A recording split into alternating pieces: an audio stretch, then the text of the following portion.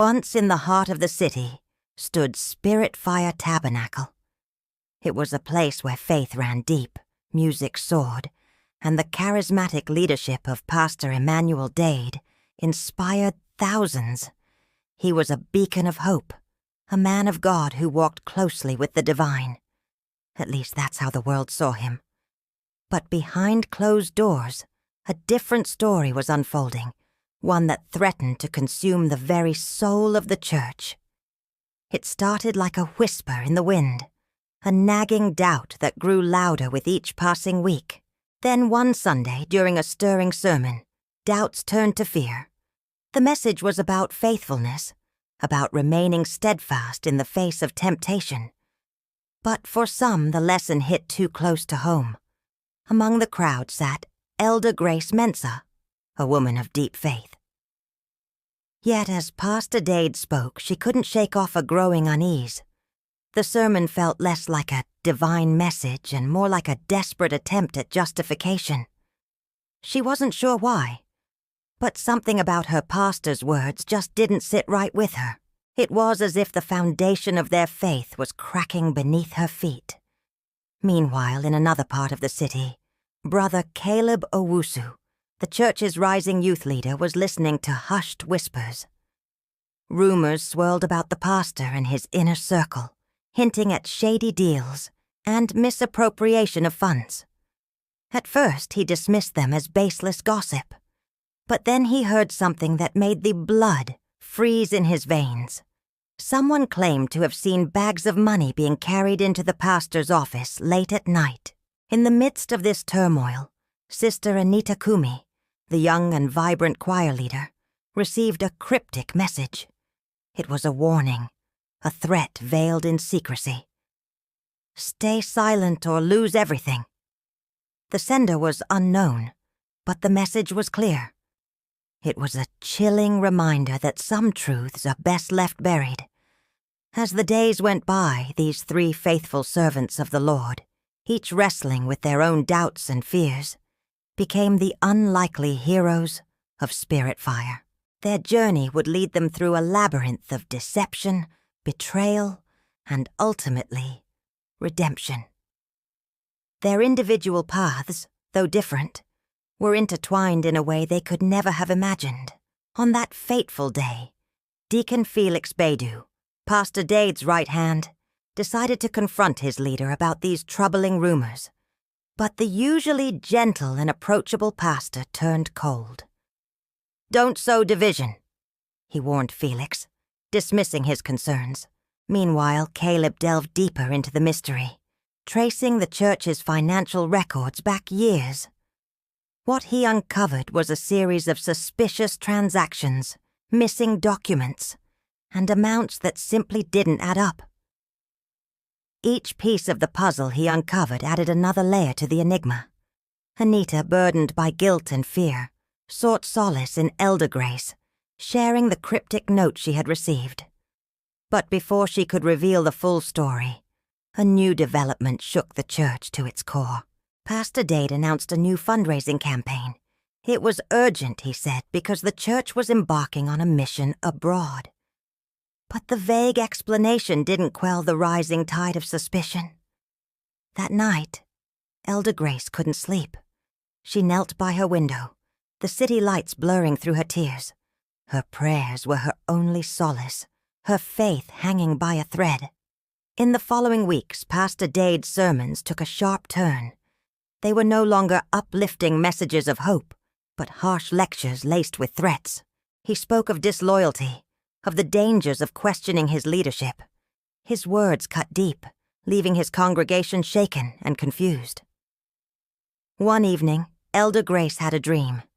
It was vivid, unsettling, and left an indelible mark on her soul. She dreamt of a snake, a slithering serpent coiled beneath the very altar where they sang and prayed. The sight horrified her. As the church prepared for its annual harvest Thanksgiving, the cracks in the community were evident. Many long-standing members were missing. Even the children seemed reluctant to enter the sanctuary. Attendance had dwindled. Days turned into weeks, and the church's decline was palpable. Then one Sunday, Anita finally broke down. She poured her heart out to Elder Grace, confessing her affair with the pastor, revealing the blackmail that threatened to destroy her life and the church.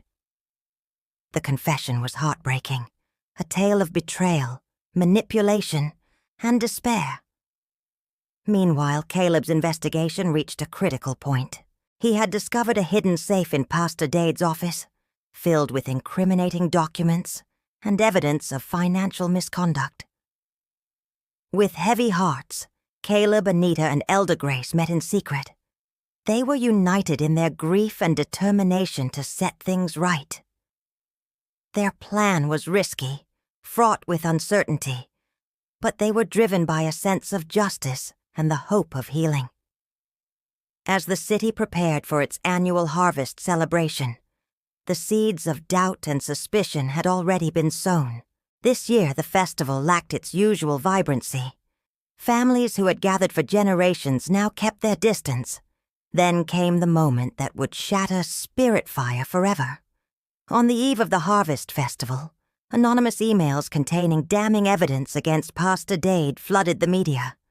Headlines screamed, "Mega Pastor Caught in Web of Lies." The city was in shock. In the ensuing chaos, the church board swiftly suspended Pastor Dade, stripping him of his leadership role. The congregation was torn, grappling with the revelation that their revered pastor was human after all. In the aftermath of the scandal, Felix was reinstated as the church's leader. A day of repentance was declared, but Pastor Dade had vanished. All that remained were scattered pieces of evidence pointing towards a meticulously crafted web of deceit. The investigators soon discovered links to international fraud rings, solidifying the pastor's reputation as a cunning manipulator. Amidst the turmoil, Caleb emerged as a beacon of courage and integrity. His actions did not go unnoticed. He was lauded as the young man who dared to speak up. After her ordeal, Anita threw herself into her work, training as a counselor and mentor. She became a pillar of strength for survivors of spiritual abuse.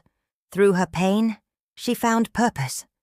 Dade's wife, unable to bear the shame, filed for divorce. Donations to the church plummeted as the scandal spread. But amidst the ruins, a new kind of strength was born.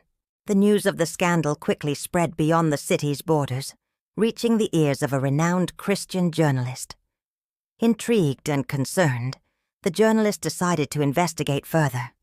His keen eye for detail and commitment to uncovering the truth would shed light on the darkest corners of this seemingly perfect church. As he pieced together the fragments of the story, he discovered a pattern of deception and abuse that sent chills down his spine. The disgraced pastor, Dade, had managed to evade the authorities, fleeing the country and leaving behind a trail of unanswered questions. Meanwhile, at Spirit Fire, Elder Grace continued to pray, not just for her church, but for the souls of those who had been lost. Her quiet strength became a beacon for the scattered flock. Determined to get to the bottom of this web of lies, the journalist reached out to Caleb, sensing that the young leader held vital pieces to the puzzle. Caleb, initially hesitant, realized that the more voices that shared their experiences, the more lives could be spared from falling into the trap of spiritual abuse. With the help of Spirit Fire's legal counsel, the Christian journalist was able to gain access to the financial records of the church. What he found was staggering. The missing millions, the shady transactions, and the blatant misuse of funds painted a picture of greed and corruption that was hard to fathom. In the face of overwhelming evidence, the church elders had no choice but to suspend Pastor Dade indefinitely. The congregation was reeling from the revelations, struggling to comprehend how someone they revered could be capable of such deceit. But this is only the beginning. Will Pastor Dade survive what comes next? Don't forget to like this video, leave a comment with your thoughts, and subscribe so you don't miss the next chapter.